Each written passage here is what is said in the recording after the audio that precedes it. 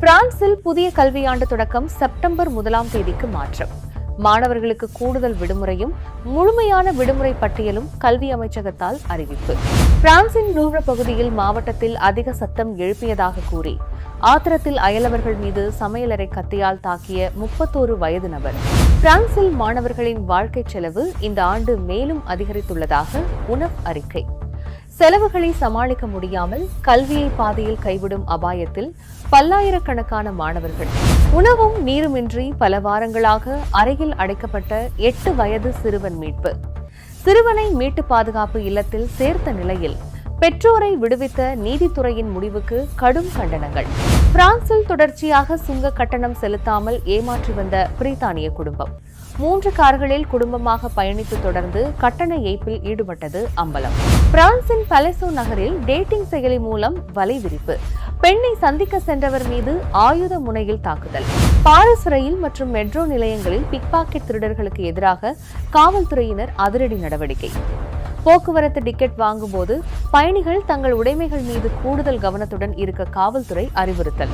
பிரான்சின் லாப்ரெஸ் நகரில் சுற்றுலா பயணிகளுக்கும் உள்ளூர் மக்களுக்கும் இடையே மோதல்.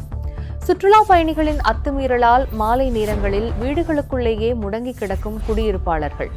தொடர்பான விரிவான செய்திகள்.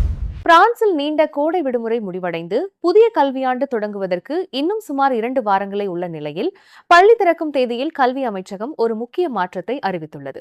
கடந்த 2023, 24 மற்றும் 25ஆம் ஆண்டுகளில் வழமையாக திங்கட்கிழமையன்றே பள்ளிகள் திறக்கப்பட்டு வந்தன. இதன் காரணமாக இந்த ஆண்டும் ஆகஸ்ட் 31ஆம் தேதி திங்கட்கிழமையன்று பள்ளிகள் திறக்கப்படும் என பல பெற்றோர்கள் தவறுதலாக எண்ணியிருக்கக்கூடும். ஆனால் பொதுமக்களின் குழப்பத்தை போக்கும் வகையில் இந்த ஆண்டுக்கான பள்ளி திறப்பு செப்டம்பர் 1ஆம் தேதி செவ்வாய்க்கிழமை என தற்போது அதிகாரப்பூர்வமாக அறிவிக்கப்பட்டுள்ளது.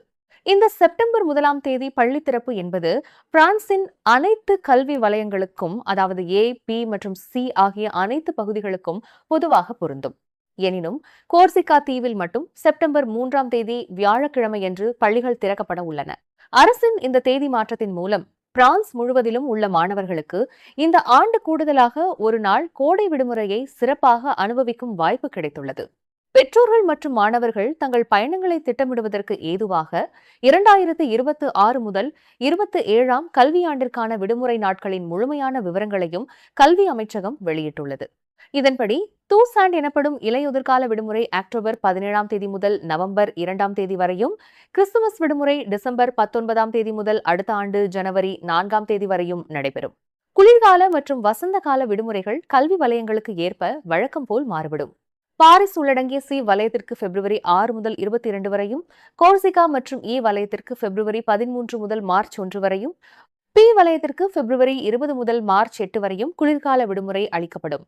இதேபோன்று வசந்த கால விடுமுறையும் ஏப்ரல் 3ஆம் தேதி முதல் மே 3ஆம் தேதிக்கு இடைப்பட்ட காலத்தில் வலயங்களுக்கு ஏற்ப பிரித்து வழங்கப்படும். இந்த முழுமையான கல்வியாண்டு நிறைவடைந்து அடுத்த கோடை விடுமுறை ஜூலை 3ஆம் தேதி தொடங்கும் என அறிவிக்கப்பட்டுள்ளது. பிரான்சின் வல்டாய்ஸ் மாவட்டத்தில் உள்ள லூவ்ர பகுதியில் அதிக சத்தம் எழுப்பியதாக கூறி அயலவர்கள் மீது 31 வயது நபர் ஒருவர் கத்தியால் தாக்கிய சம்பவம் பெரும் அதிர்ச்சியை ஏற்படுத்தியுள்ளது. கடந்த ஆகஸ்ட் 14ஆம் தேதி வெள்ளிக்கிழமை நள்ளிரவு இந்த கொடூர தாக்குதல் அரங்கேறியுள்ளது. லூர் நகரின் ஸ்குவேர் டெ நீம் பகுதியில் உள்ள வீடொன்றில் அதிக சத்தம் கேட்டதாக கூறப்படுகிறது. இதனால் ஆத்திரமடைந்த அந்த 31 வயது நபர் கையில் சமையலறை கத்தியுடன் நள்ளிரவில் சென்று அந்த வீட்டின் கதவை தட்டியுள்ளார். அப்போது ஏற்பட்ட தகராறில் அவர் நடத்திய கண்மூடித்தனமான தாக்குதலில் 3 பேர் படுகாயமடைந்தனர். இவர்களில் 2 மிக மோசமான நிலையில் மீட்கப்பட்டு அவசர சிகிச்சைக்காக மருத்துவமனையில் அனுமதிக்கப்பட்டுள்ளனர். சம்பவ இடத்திற்கு விரைந்த காவல்துறையினர் தாக்குதல் நடத்திய அந்த நபரை கைது செய்துள்ளனர். தற்போது அவர் மீது கொலை முயற்சி குற்றச்சாட்டு பதிவு செய்யப்பட்டு காவலில் வைக்கப்பட்டுள்ளார். இந்த சம்பவம் குறித்த மேலதிக விசாரணைகளை லூவ்ர நகர ஜெந்தாமனர் அதிகாரிகள் தீவிரமாக முன்னெடுத்து வருகின்றனர். பிரான்சில் மாணவர்களின் வாழ்க்கை செலவு 2026ஆம் ஆண்டில் மேலும் 1.66% அதிகரித்துள்ளதாக மாணவர் சங்கமான யுனெப் குறித்த தகவலை வெளியிட்டுள்ளது. கடந்த 2017ஆம் ஆண்டுடன் ஒப்பிடுகையில் இந்த செலவு 35%த்திற்கும் அதிகமாக உயர்ந்துள்ளது. அரசின் உதவித்தொகைகள் கிடைத்த பின்னரும் ஒரு மாணவருக்கு மாதந்தோறும் சராசரியாக 1300 யூரோக்கள் செலவாவதாகவும், இது கடந்த ஆண்டை விட 74 யூரோக்கள் அதிகம் எனவும் அந்த அமைப்பின் வருடாந்திர ஆய்வில் தெரிவிக்கப்பட்டுள்ளது. இந்த செலவு அதிகரிப்புக்கு முக்கிய காரணமாக வீட்டு வாடகை, போக்குவரத்து மற்றும் உணவுப் பொருட்களின் விலை உயர்வு ஆகியவை சுட்டிக்காட்டப்பட்டுள்ளன. தனியார் வீடுகளில் வசிக்கும் மாணவர்கள் செலுத்தும் மாத வாடகை சராசரியாக 627 யூரோக்களாகவும், குரூஸ் மாணவர் விடுதிகளின் வாடகை 426 யூரோக்களாகவும் உயர்ந்துள்ளது. மேலும் உதவித்தொகை பெறாத மாணவர்களுக்கான போக்குவரத்து செலவு 278 யூரோக்களாக அதிகரித்துள்ளதுடன் உணவுப் பொருட்களின் விலையும் உயர்ந்துள்ளது. இதற்கிடையில் கடந்த 2017ஆம் ஆண்டிலிருந்து பல்கலைக்கழக கல்வி கட்டணங்களும் 37% வரை உயர்ந்துள்ளன. குறிப்பாக ஐரோப்பிய ஒன்றியத்திற்கு வெளியே இருந்து வரும் வெளிநாட்டு மாணவர்கள் இதனால் பெருமளவில் பாதிக்கப்படுகின்றனர். இந்த தொடர் விலைவாசி உயர்வால் மாணவர்கள் தங்களின் வாழ்க்கை செலவுகளை சமாளிக்க படிப்புடன் வேலை செய்ய வேண்டிய நிர்பந்தத்திற்கு ஆளாகியுள்ளனர். பலர் பணப்பற்றாக்குறையால் கல்வியையே பாதியில் கைவிட வேண்டிய ஆபத்தான நிலை ஏற்பட்டுள்ளதாக UNEF அமைப்பு கடும் எச்சரிக்கை விடுத்துள்ளது.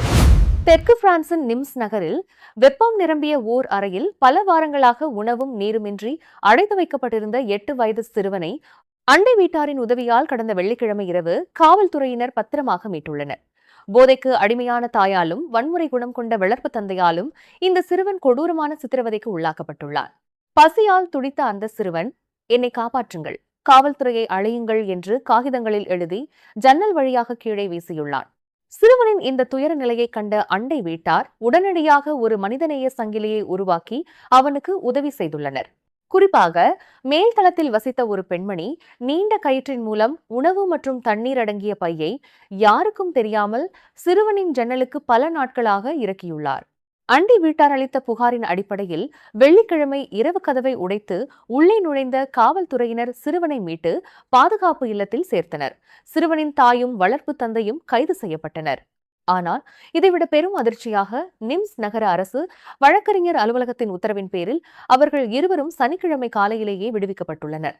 குறித்த இந்த விடுவிப்பு முடிவுக்கு அங்குள்ள பொதுமக்களிடையே விமர்சனங்களை எழுப்பியுள்ளது.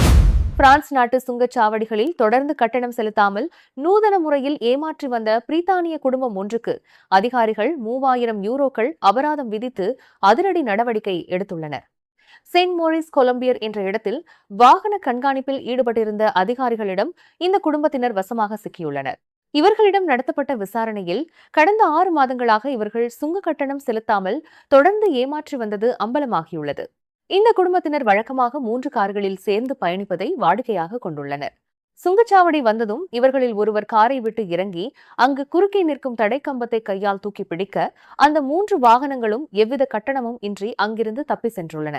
இந்த தொடர் மோசடி தற்போது வெளிச்சத்துக்கு வந்ததை தொடர்ந்து அவர்கள் இதுவரை செலுத்த தவறிய சுங்க கட்டணம், அதற்கான மதிப்பு, கூட்டுவரி மற்றும் கடுமையான விதிமீறலுக்கான அபராதம் ஆகிய அனைத்தையும் சேர்த்து மொத்தம் 3000 யூரோக்களை செலுத்துமாறு பிரான்ஸ் அதிகாரிகள் அந்த குடும்பத்தினருக்கு உத்தரவிட்டுள்ளனர். பிரான்சின் எசன் மாவட்டத்தில் உள்ள பலேசோ நகரில் டேட்டிங் செயலி மூலம் அறிமுகமான பெண்ணை நேரில் சந்திக்கச் சென்ற 30 வயது நபர் ஒருவர் பதுங்கியிருந்த மர்ம நபரால் ஆயுத முனையில் தாக்கப்பட்டு பணம் பறிக்கப்பட்ட சம்பவம் பெரும் அதிர்ச்சியை ஏற்படுத்தியுள்ளது.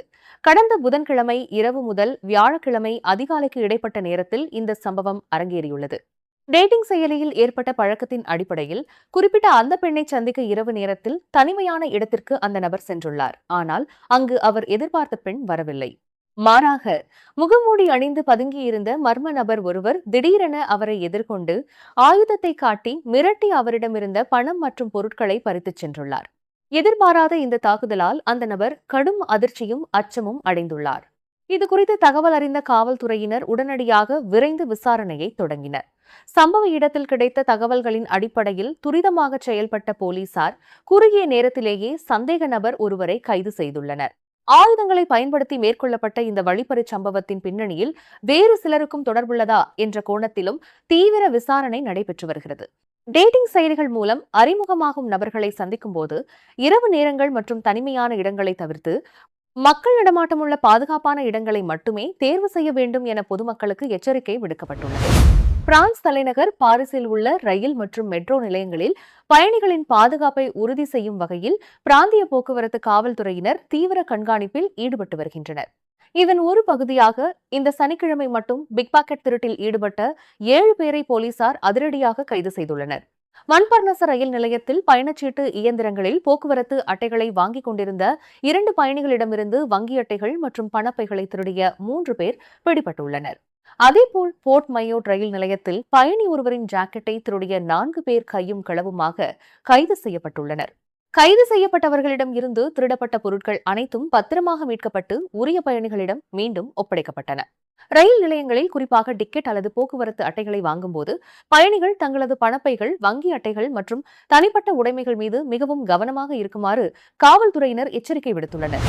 பிரான்சின் வோஸ்கஸ் மலைப்பகுதியில் அமைந்துள்ள லா பிரச நகரில் சுற்றுலா பயணிகளுக்கும் உள்ளூர் மக்களுக்கும் இடையேயான மோதல் சமீப காலமாக அதிகரித்து வருகிறது. சுற்றுலா பயணிகள் அதிக சத்தத்துடன் நடத்தும் இரவு நேர விருந்துகள், வெளிப்புற பிங் பாங் விளையாட்டுகள் மற்றும் நள்ளிரவு வரையிலான ஸ்பா கொண்டாட்டங்களால் தங்களின் அமைதியும் தனியுரிமையும் கடுமையாக பாதிக்கப்பட்டுள்ளதாக உள்ளூர் குடியிருப்பாளர்கள் குற்றம் சாட்டுகின்றனர். கடந்த வாரம் எங்கள் வீடுகளை படம் பிடித்தபடி ஒரு ட்ரோன் கேமரா பறந்தது. இது அத்துமீறலின் உச்சம் என அப்பகுதி மக்கள் வேதனை தெரிவிக்கின்றனர். 25 ஆண்டுகளுக்கு முன்பு உருவாக்கப்பட்ட இந்த குடியிருப்பு பகுதி ஆரம்பத்தில் நிரந்தர குடியிருப்பாளர்களை மட்டுமே கொண்டிருந்தது. ஆனால் காலப்போக்கில் பல வீடுகள் சுற்றுலா வாடகை வீடுகளாக மாற்றப்பட்டதே இந்த பிரச்சினை தீவிரமடைய முக்கிய காரணமாகும். இதனால் மாலை நேரங்களில் நிம்மதியாக வெளியே வர முடியாமல் வீடுகளுக்குள்ளேயே முடங்கி கிடக்க வேண்டிய நிலை ஏற்பட்டுள்ளதாக மக்கள் குமுறுகின்றனர். மக்களின் இந்த தொடர் புகார்களை அடுத்து உள்ளூர் நகராட்சி நிர்வாகம் முதன்முறையாக இந்த பிரச்சனையை தீவிரமாக கையில் எடுத்துள்ளது. நகரின் சுற்றுலாத்துறை வளர்ச்சிக்கும் உள்ளூர் மக்களின் அமைதியான வாழ்க்கைக்கும் இடையே ஒரு சுமூகமான சமநிலையை ஏற்படுத்துவதற்கான உரிய நடவடிக்கைகளை அதிகாரிகள் தற்போது தீவிரமாக ஆலோசித்து வருகின்றனர். This is Kural Media, your trusted source for global news. இது குரல் மீடியா செய்திகள்.